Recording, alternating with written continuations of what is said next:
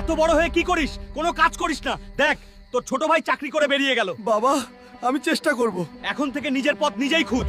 বাবা আমাকে আজ বাড়ি থেকে বের করে দিল। একদিন আমি তার উপযুক্ত ছেলে হয়ে দেখাবো না। আল্লাহ তুমি পাশে থেকে। জলদি বাড়ি ফিরে যাও। তোর বাবার অবস্থা খুব খারাপ, হাসপাতালে ভর্তি আছে। কেন, কি হয়েছে বাবা? যা গিয়ে দেখবি কি হয়েছে বাবা? তোমার বাবার দুটো কিডনি ফেল হয়ে গেছে, যায় অপারেশন করতে প্রায় 10 লাখ টাকা লাগবে। ঠিক আছে, আমি টাকার ব্যবস্থা করছি।